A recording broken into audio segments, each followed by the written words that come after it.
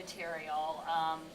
I teach English, I teach literature courses and writing courses, so mine are much more heavily discussion-based. I expect students to come to class having done the reading, prepared to discuss. I often assign them to prepare discussion questions.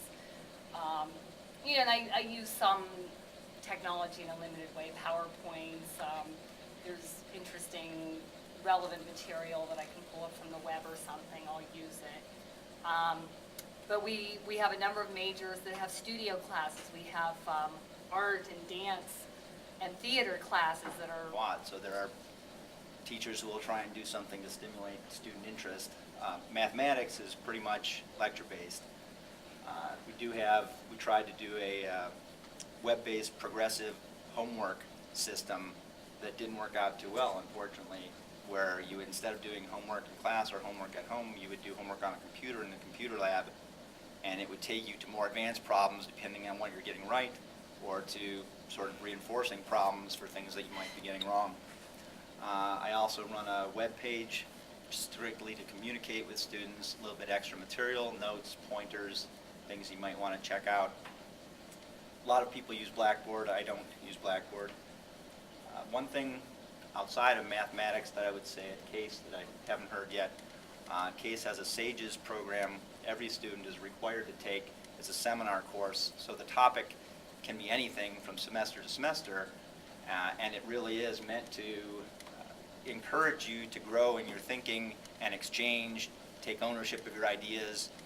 It's not like just sitting and writing an essay. It's really delving deeply into some topic. Frequently it's current events kind of topics. So I haven't taught in the SAGES program, but that's something a little bit different. And every college will have something different like that.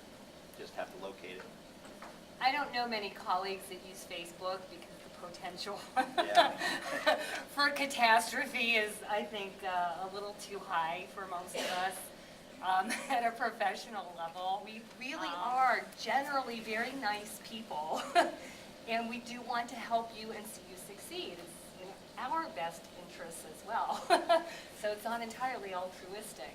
But I would say that's one thing to begin working on now if you are one of those shy people who tends to hang back, is to start, developing some boldness and some confidence in taking control of your learning and taking responsibility for it. That is a trait that will serve you very well, not just in college, but in life after college too.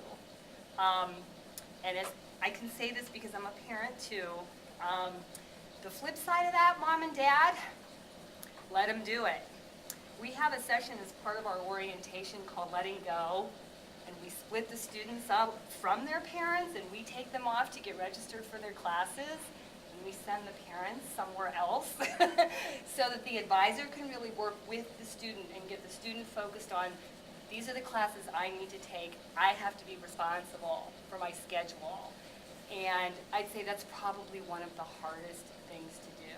A lot of you may be coming from, a great relationship with your mom and dad where they help you manage a lot of facets of your life. That's a big one. Actually, I would add then to that many people feel like college is the next step after high school and it's just automatic. If you go to college just because it's the automatic next step and you really don't know why you're there, that's going to be a deficit.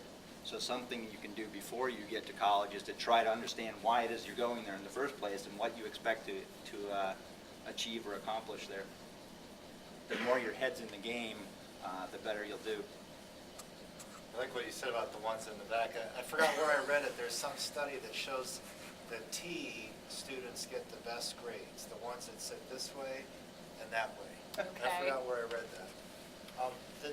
The two things I was just thinking of to be prepared is just to read a lot. Like to read. Work on reading and comprehension because there's a huge amount to read. And I tell my students, if they're behind, they'll never catch up. If they're behind one class, they really should consider dropping my class because already behind and you're not keeping up, you're just going to constantly get behind.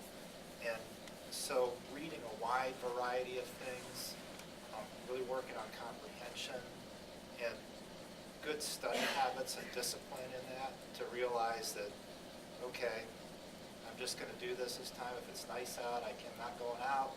My friends are doing this, I'm not doing it.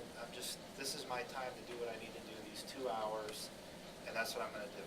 So I think, lots of reading, really working on the comprehension, and good study habits and discipline. And as far as what